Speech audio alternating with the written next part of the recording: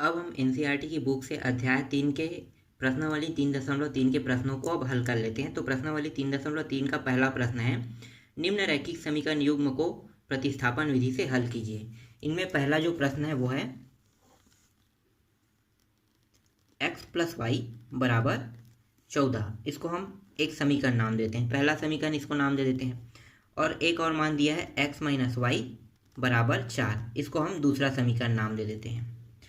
अब हम क्या करेंगे, जब भी हम प्रतिस्थापन विधि का उपयोग करेंगे तो प्रतिस्थापन विधि जो होता है उसमें क्या होता है, इनमें से किसी x और y इनमें से किसी एक का मान निकालेंगे और उस यहाँ पे जो एक का मान जो प्राप्त होगा उसे हमें समीकरण दूसरे समीकरण में रखेंगे। तो कैसे करेंगे हल, तो चलो इसको आप समझो थोड़ा सा। तो हम यहाँ पे हल करते हैं। तो यहाँ पे पहले इन दोनों में से किसी एक समीकरण को लेकर हल करते हैं। तो मैं यहाँ पे समीकरण 1 को लेकर हल कर रहा हूँ। तो यहाँ पे लिखो समीकरण 1 से। समीकरण 1 क्या है, x + y = 14। यहाँ पे x को मैं यहीं पे रहने देता हूँ और y को उस पर पक्षांतर कर देता हूँ। तो ये हो गया 14 - y। अब यहाँ पे x का मान कितना प्राप्त हो गया, 14 - y प्राप्त हो गया। इस मान को हम समीकरण 2 में रखते हैं। तो यहाँ पे लिखो समीकरण 2 में x के मान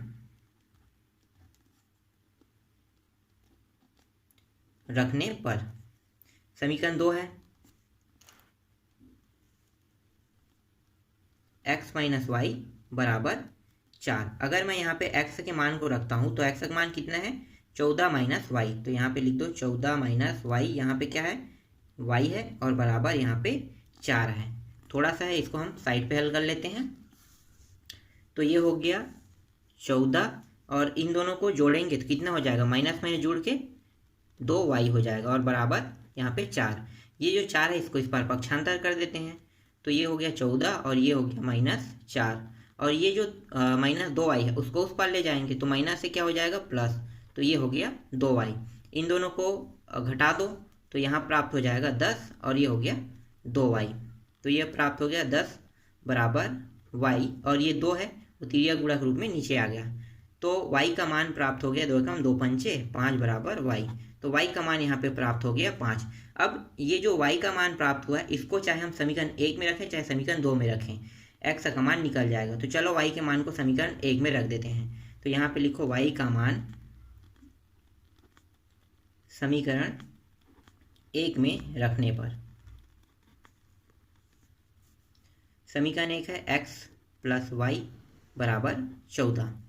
ये हो गया x प्लस y का मान कितना है, 5 = 14। x ये जो 5 है उसको उस पर ले जाओ तो ये हो जाएगा 14 - 5 हो जाएगा। तो ये हो गया x बराबर, ये प्राप्त हो गया 9। तो देखो x और y के दोनों मान प्राप्त हो गया और यही हमें क्या करना था, इस प्रश्न में ज्ञात करना था। और ये जो विधि है इसी विधि को हम कहते हैं प्रतिस्थापन विधि। ठीक, ये समझ में आ गया आपको। आगे बढ़ें इसी प्रश्न में। दूसरा प्रश्न देख लेते हैं इसी प्रश्न का।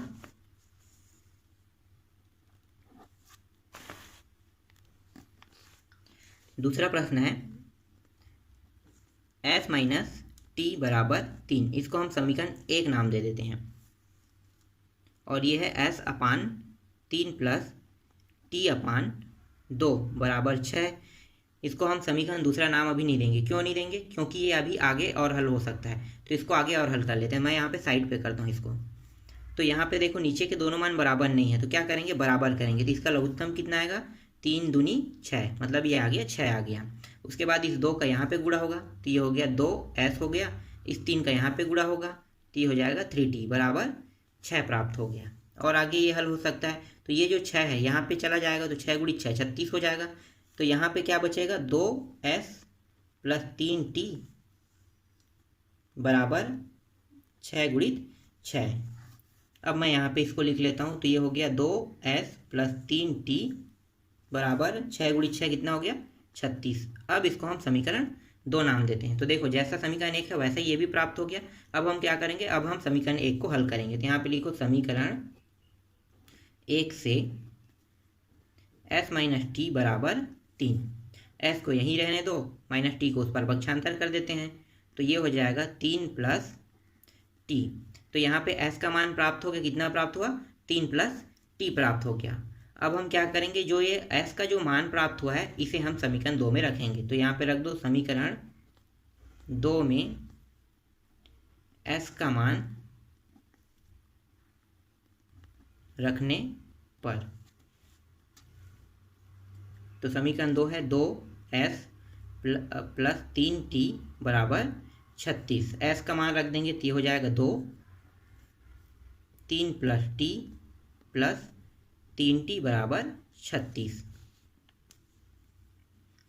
दो का अंदर गुणा कर दो तो 2 तिया 6 प्लस 2 एकम 2t हो जाएगा ये, और ये 3t बराबर 36। ये जो 6 है इसको इस पर पक्षांतर कर देंगे तो 36 माइनस 6 हो जाएगा, और यहाँ पे बचेगा क्या, 2t प्लस 3t, दोनों को जोड़ दो तो ये हो गया 5t। यहाँ पे इसको घटा देते हैं तो ये प्राप्त हो जाएगा 30, और ये हो जाएगा 5t। तो t बराबर 30/5, तो t का मान हो गया 5 एकम 5 छक्के, तो t का मान प्राप्त हो गया 6। अब ये जो t का मान हमने प्राप्त किया है, इस t के मान को समीकरण 1 में रखना चाहो तो 1 में रखो, 2 में रखना चाहो 2 में रखो, तो s का मान निकल जाएगा। तो हम इसे समीकरण 1 में रख देते हैं। तो यहाँ पे लिखो समीकरण 1 में t का मान रखने पर, समीकरण 1 क्या है, s माइनस टी बराबर 3। तो ये हो गया s माइनस टी का मान 6 है, तो ये 6 और ये 3, तो ये जो -6 है उसको उस पर पक्षांतर कर देंगे तो ये हो जाएगा 3 प्लस 6, तो ये s का मान प्राप्त हो गया 9। तो देखो यहाँ पे s का मान भी आ गया और t का मान भी आ गया, दोनों मान यहाँ पे प्राप्त हो गया s और t का। तो ये भी प्रश्न हल हो गया। अब आगे बढ़ते हैं।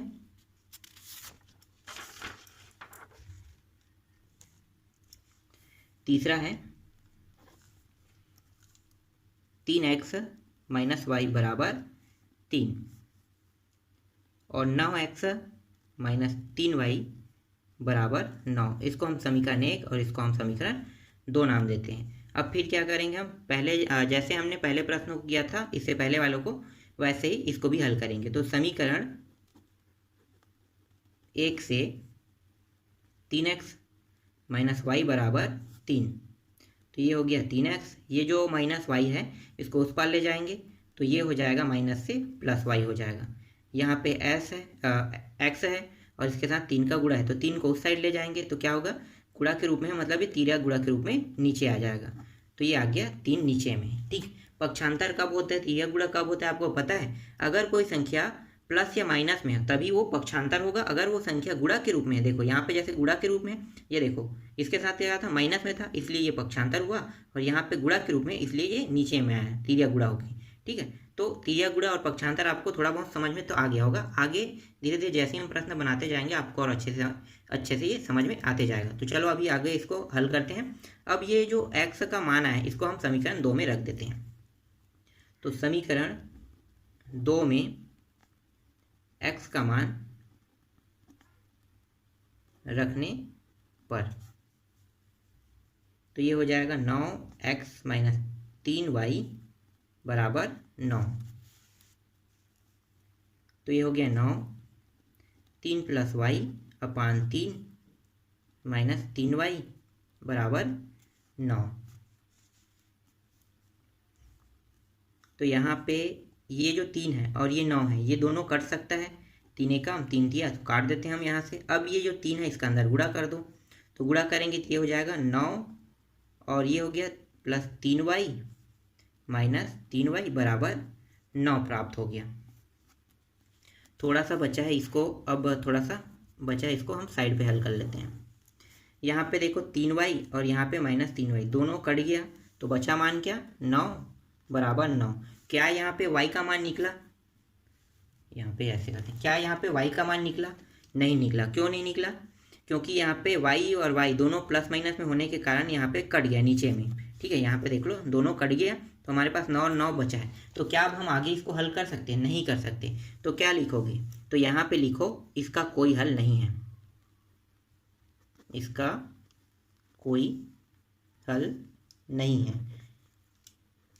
अब ये आगे हल होगा ही नहीं, क्योंकि अगर y का मान हम नहीं निकाल सकते तो x का मान भी नहीं निकाल सकते।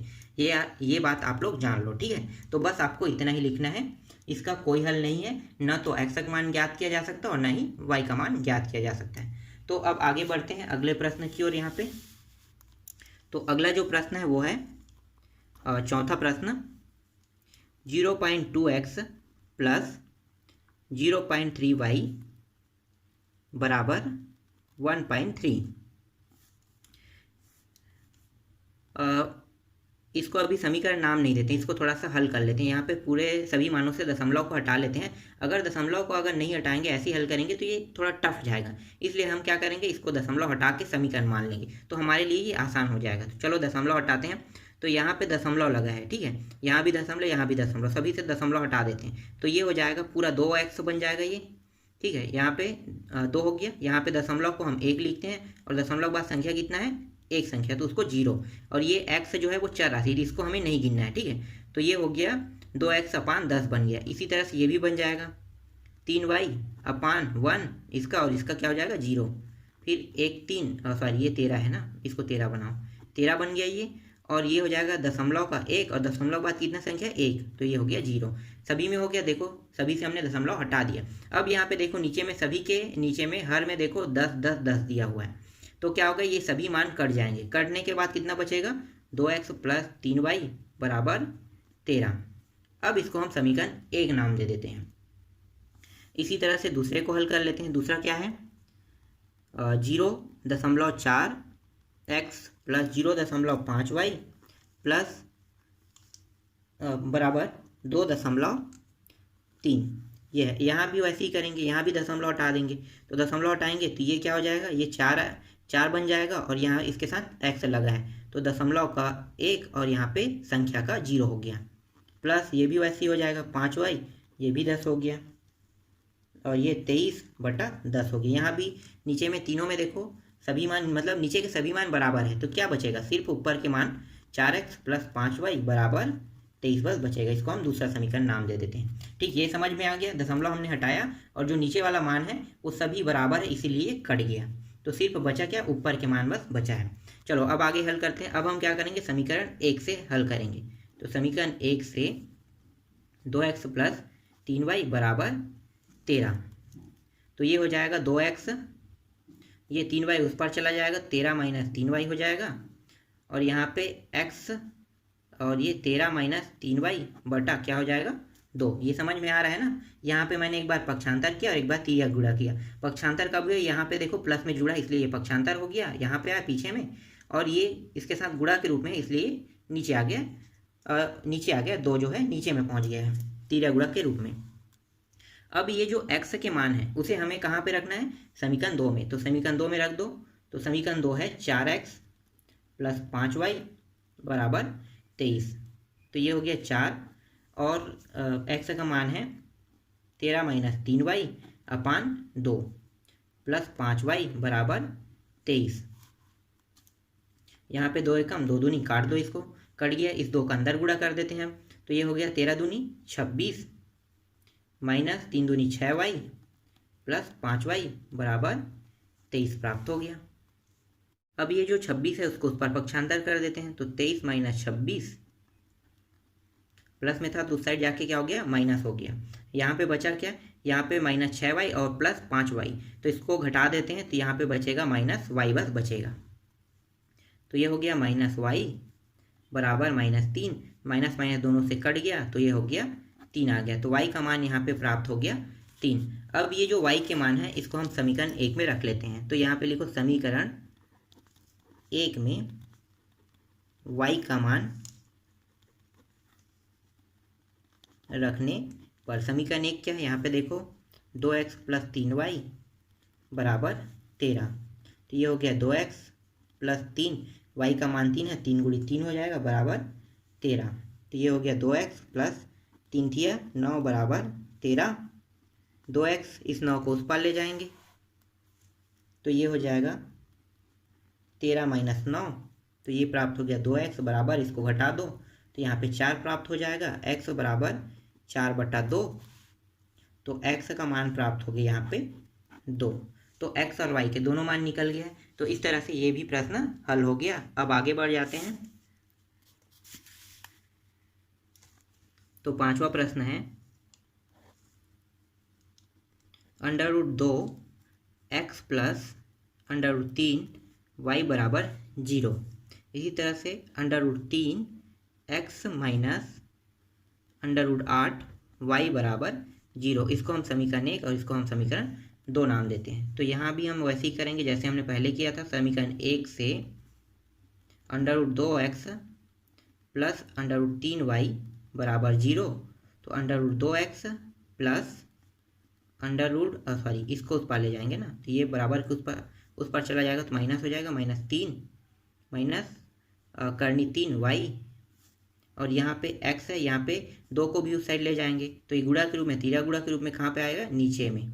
तो ये आ गया √2। ठीक, यहाँ पे निकल गया x का मान क्या आया, x का मान माइनस √3y अपान √2 प्राप्त हुआ। अब इस मान को हम समीकरण 2 में रख देते हैं।